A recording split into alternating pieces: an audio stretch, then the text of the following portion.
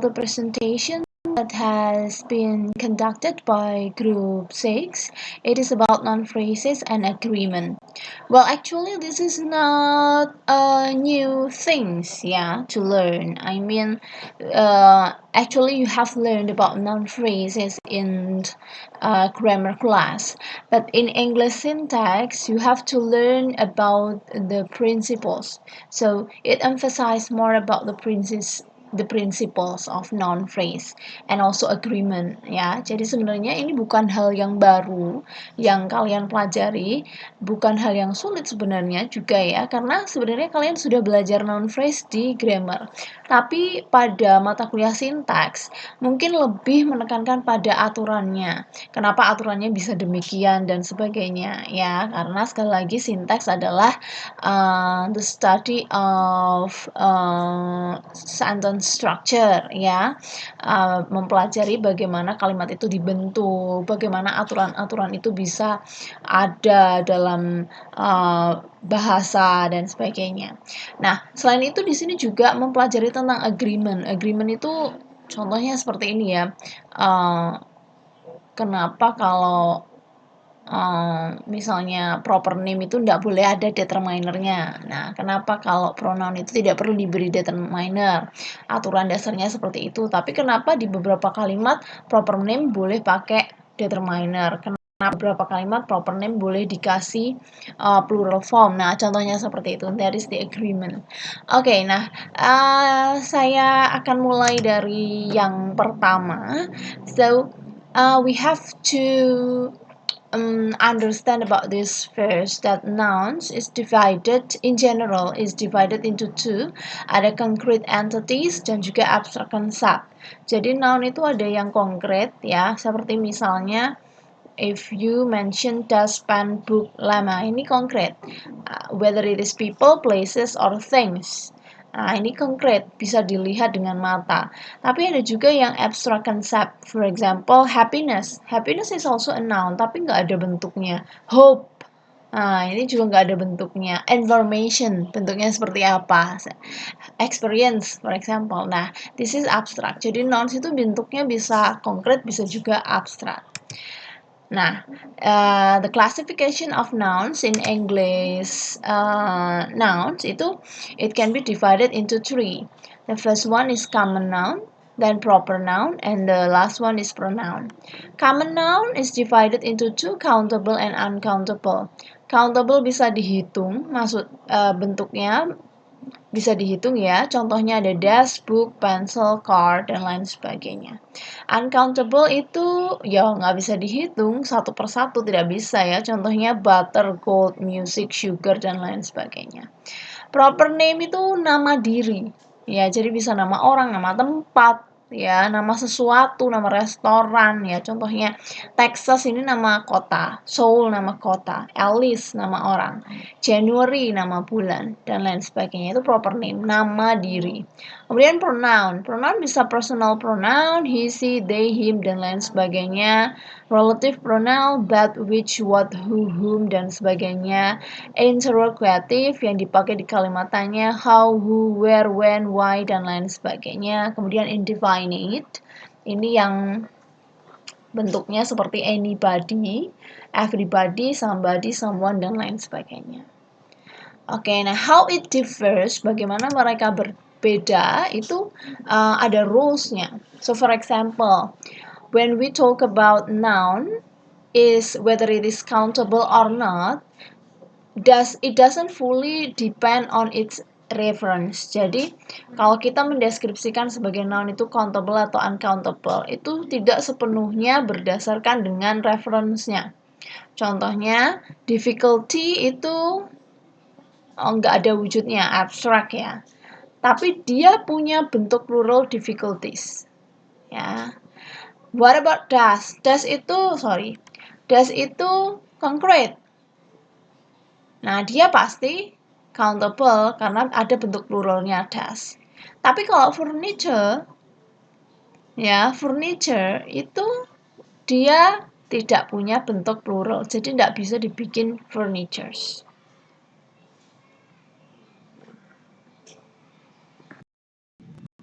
Oke, kemudian dari sini bisa kita simpulkan bahwa ada yang namanya flexible noun. Flexible noun itu can be used as countable or non-countable atau mass noun. Contohnya tadi difficulty ya. Difficulties bisa, difficulty bisa. Oke, seperti dalam kalimat ini. Brick juga bisa. The path was made of brick. Atau kita jadikan plural juga bisa. She built bricks on the deck. Jadi itu namanya flexible noun yang bisa sebagai countable maupun non-countable. Kemudian ada yang namanya proper nouns tadi ya, nama diri. Proper nouns denote specific people or places or things juga bisa ya, and are typically uncountable ya. Proper nouns itu karena dia nama diri ya, dia unik, spesifik, jadi biasanya dia uncountable. Biasanya, artinya ada yang nggak biasa. Nah, apa itu nanti kita belajar. Oke, kita lanjutkan dulu. Kemudian di tabel ini dijelaskan pula possible combination with determiners. Jadi how if we combine determiners and noun ya. Contohnya seperti di sini, ini contohnya kalau kita kasih only, proper noun itu only noun ya. Only noun itu noun tok, proper noun Einstein. Kemudian kalau countable, book tok itu tidak berterima. Ini singular ya. Book tok tidak berterima. Artinya dia harus punya determiner. Kalau uncountable, music enggak pakai determiner, it's okay. Yang fleksibel tadi dia bisa countable, bisa uncountable. Nah, itu cake enggak pakai determiner, it's okay. Kemudian kalau pakai the, proper noun enggak boleh pakai the ternyata. Proper noun juga enggak boleh dikasih an. Nah, proper noun juga tidak boleh dikasih some. Proper noun juga tidak punya bentuk plural. Ya, oke. Tapi kalau countable dia boleh dikasih the, dikasih a. Tapi kalau singular tidak boleh pakai some. Kalau singular, ya benar. Kalau singular nggak boleh pakai some ya, karena some ini kan bentuknya plural. Kalau books ya, dia berarti plural, tidak memakai determiner boleh. Artinya dia merujuk kepada sesuatu yang umum, buku secara umum, bukan spesifik. Kalau uncountable pakai the, tapi kalau pakai a tidak boleh.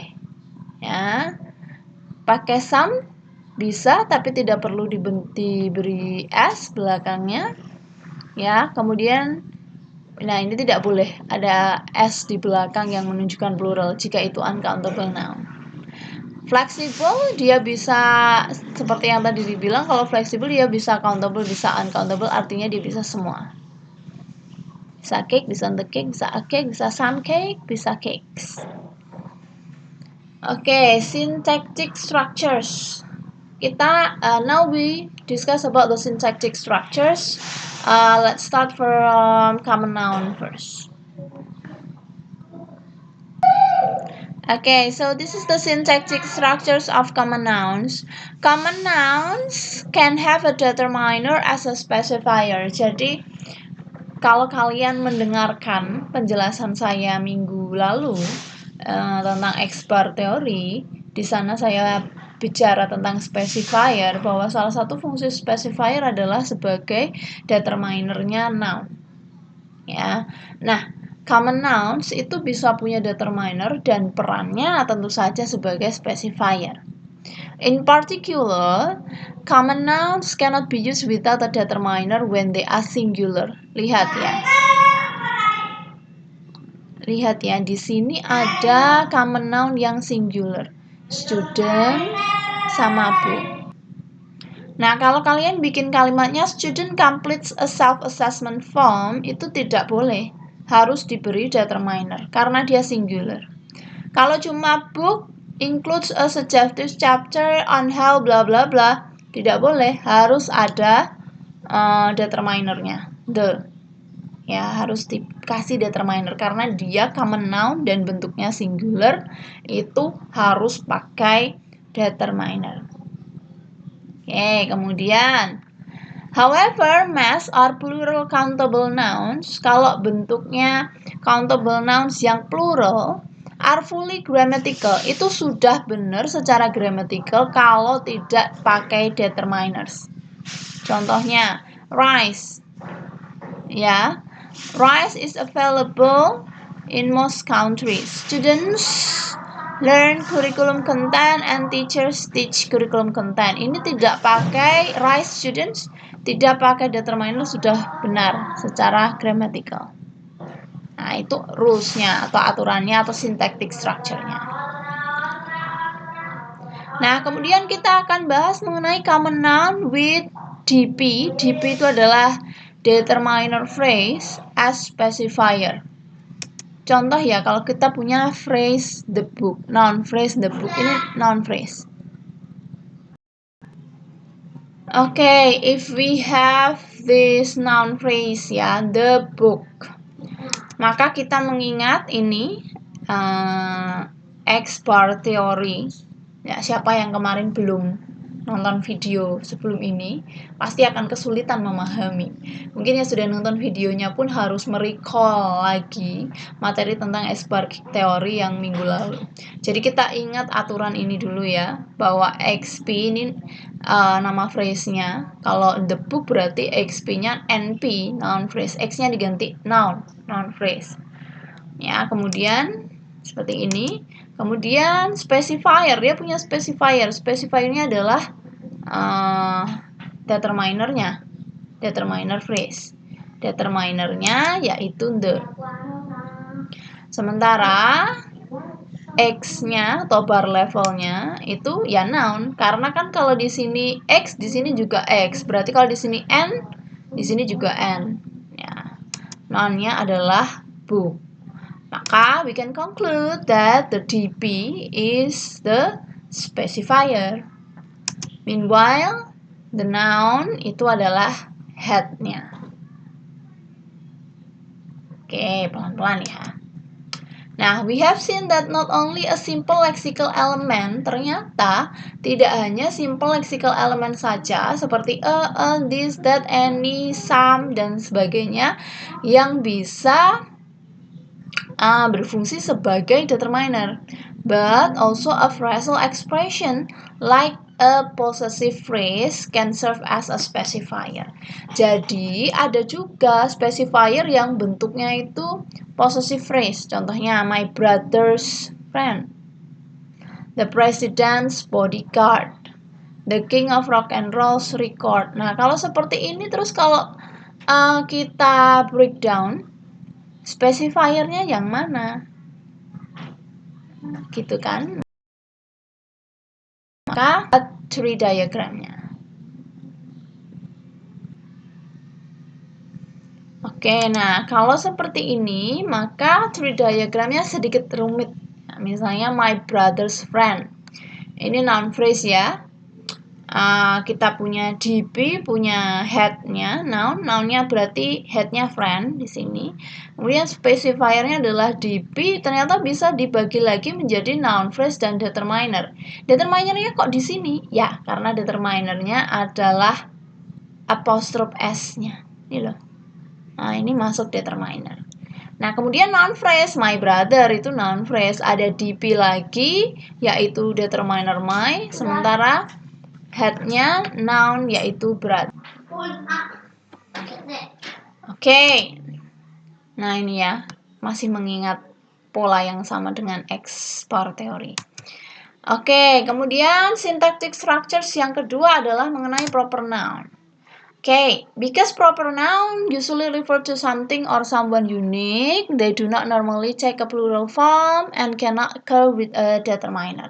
Jadi proper noun itu unik, ya, spesifik. Jadi tidak punya bentuk plural dan tidak perlu determiner. Biasanya, contohnya Kim, Laura, Sol, January, you do not need to put any determiner in the beginning. A Kim, a Laura, nggak usah. The Kim, the Laura, no. Nah, ini aturan yang easy, tapi masih banyak mahasiswa yang nggak tahu.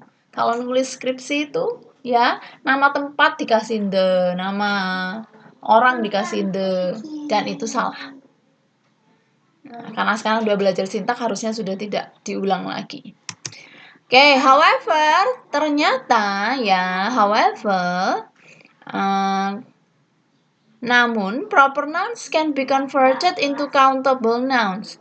Ternyata proper noun bisa di-convert menjadi countable nouns when they refer to a particular individual or type of individual. Ketika merefer atau merujuk kepada sesuatu individu tertentu atau jenis-jenis tertentu. Contoh, no John Smith. John Smith itu nama orang ya, tapi dibuat bentuk plural. No John Smith attended the meeting. Tidak ada yang namanya John Smith yang datang ke rapat ini. Nah, kalau itu boleh. Kalau maksudnya seperti itu boleh dibuat bentuk plural. This John Smith lives in Seoul. Nah, this John Smith yang ini loh, tinggal di Seoul. There are 3 Davids in my class. Ada 3 David di kelas saya. Davidsnya pakai S. Karena ada 3 David. It's nothing like the America I remember. Ini juga sama ya. Tidak ada yang seperti Amerika sejauh yang aku ingat. She doesn't come across in the same manner as a Hillary Clinton. Nah, sama. Intinya, if it refers to a particular individual or type of individual, maka proper nouns-nya boleh kita convert dalam bentuk countable nouns. Bisa dikasih determiner, bisa dibuat dalam bentuk plural forms. Okay, syntactic structures number 3 yaitu tentang pronouns. The core class of pronouns in English includes at least 3 main subgroups. Ya, jadi pronouns itu dalam bahasa Inggris bisa dibagi 3, personal pronoun, reflexive pronoun, dan juga reciprocal pronoun. Pronoun participate in agreement relation with their antecedent, the phrase to which they are understood to be referring. Ya, artinya pronouns itu dia merefer kepada sesuatu yang mengikutinya. Contohnya Presiden Lincoln, his atau her ya his, karena Presiden Lincoln delivered his. After reading the pamphlet, Judy threw it atau to them pamphlet berarti it, bukan them. I got worried when the neighbors let their atau his, karena neighbors pakai s berarti their. Ya, ini pronoun reference. Seperti yang keluar kalau ada soal reading atau soal ditose itu ya. Retose reading biasanya. Nah, reflexive pronouns are special form which typically are used to indicate a reflexive activity or action which can include mental activities. Contoh, I ask myself, why isn't he here? Edward usually remembered to send a copy of his email to himself, karena Edward himself. Now, these personal or reflexive pronouns neither take a determiner nor combine with an adjective except in very restricted construction. Jadi tidak membutuhkan determiner ataupun harus dikombin dengan adjective. Oke, ya.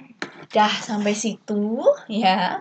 Nah, karena kemarin ada yang minta, Miss kalau ada materi kasih contoh soal ya. Udah kita kalian coba kerjakan saja nih, ada task ya. Tasknya adalah kalian bikin tree diagrams. Kalau tadi kan kita sudah bikin tree diagrams apa tadi? The book ya sama My brother's friend. Nah, coba kalian bikin tree diagram noun phrase yang gampang-gampang aja. My students, his car, the president's bodyguard, sama the king of rock and roll's record. Coba dikerjakan, diorek-orek ya. Bisa juga diskusi dengan temannya. Okay, thank you. That's enough for this video. See you di video-video yang lainnya. Assalamualaikum warahmatullahi wabarakatuh.